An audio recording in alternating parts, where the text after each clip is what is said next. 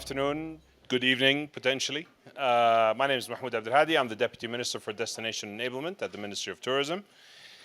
I'm going to talk to you about, well, today the title is Investing in the Future of Tourism.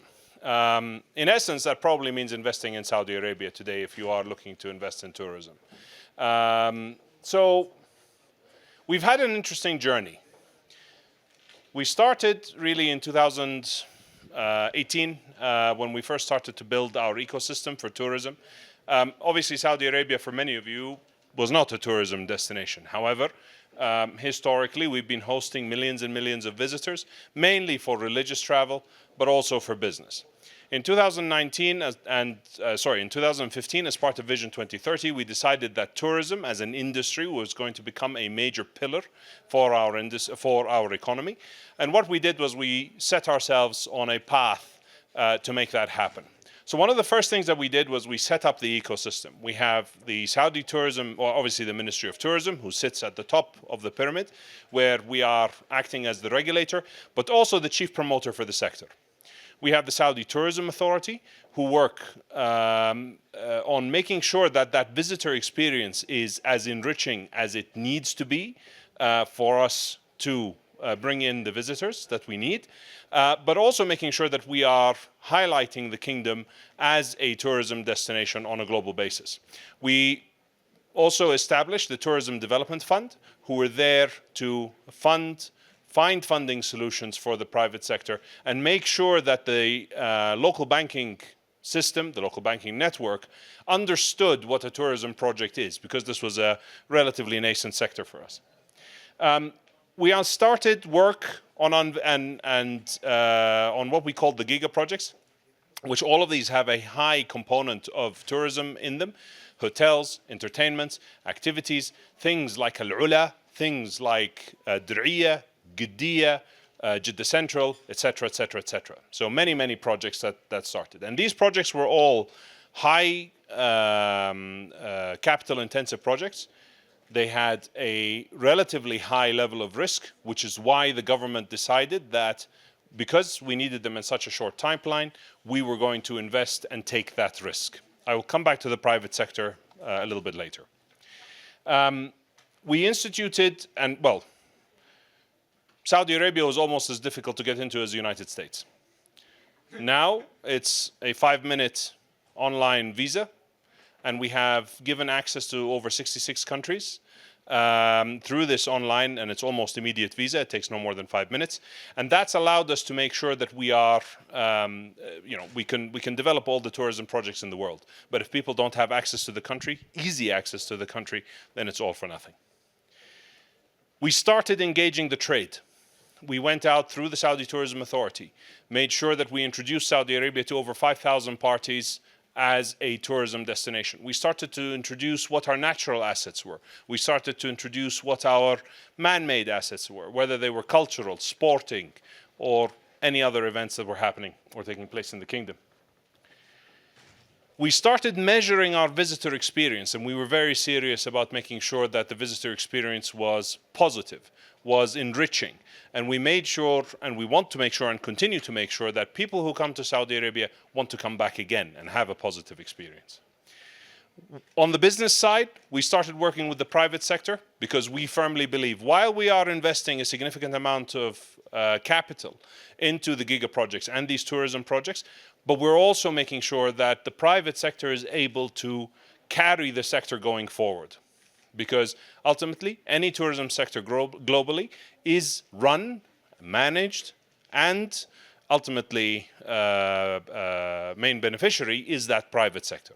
So we worked with the private sector, we established a one-stop shop, we established an incentive program, we started easing regulation, we made sure that we were able to make sure that that private sector is able to invest successfully.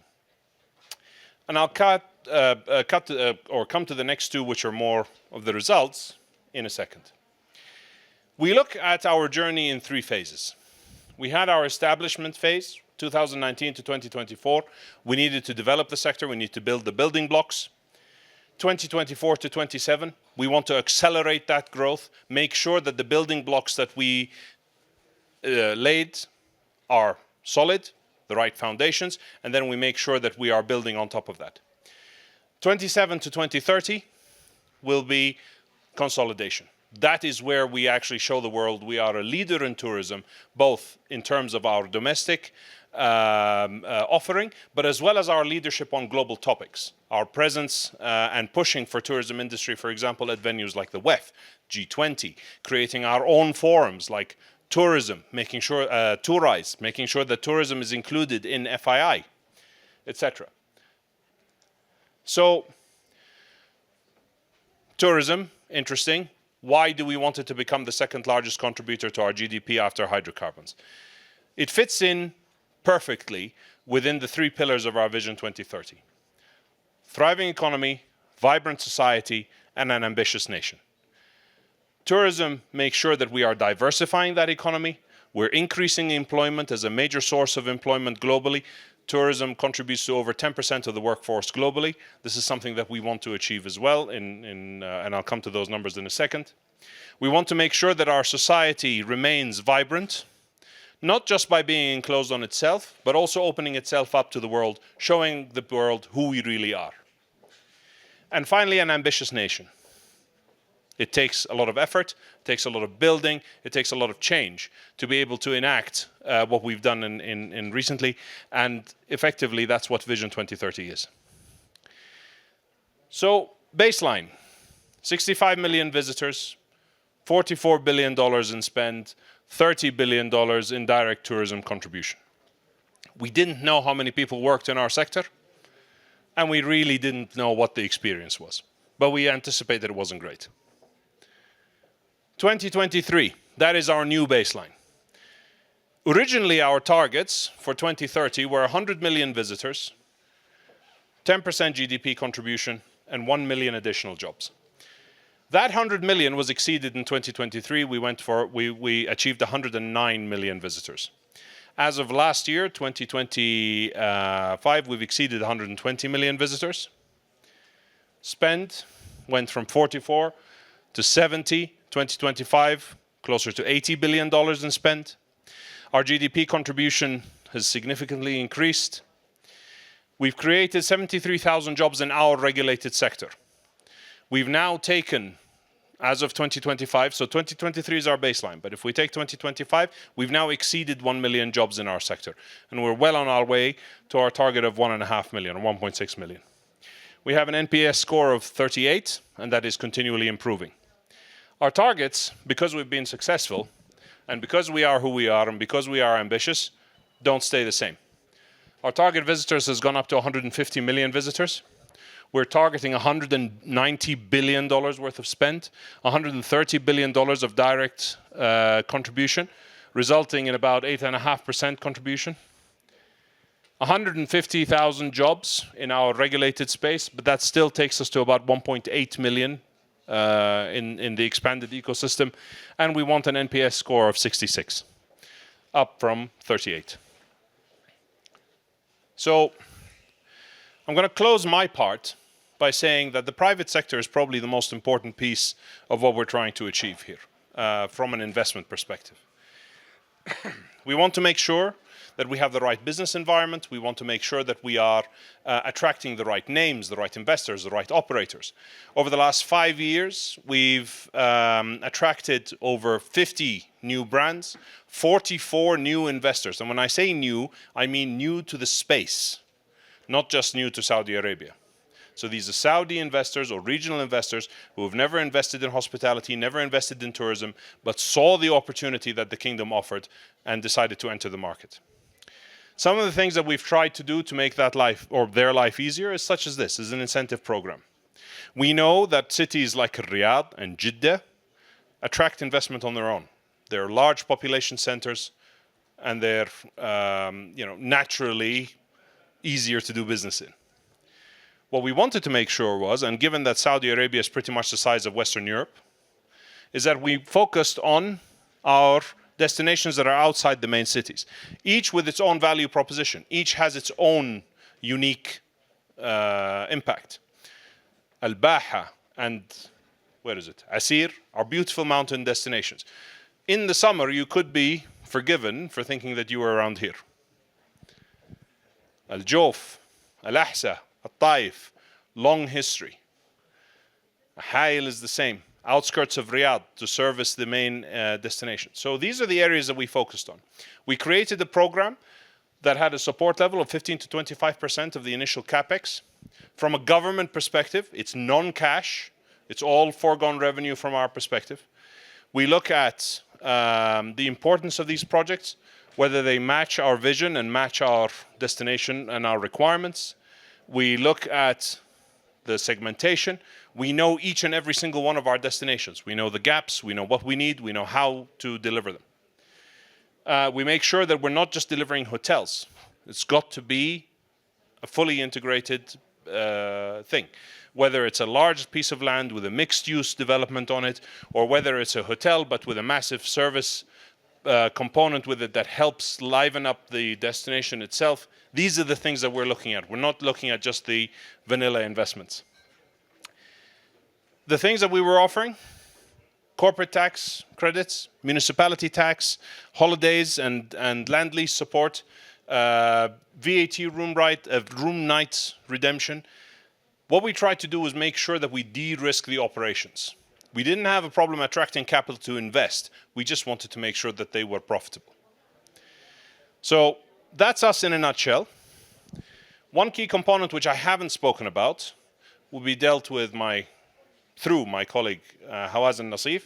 We want to make sure that we are delivering all of this in a sustainable manner, both from a people and environmental perspective. And I'll hand over to Hawazin to take you through that. Thank you very much.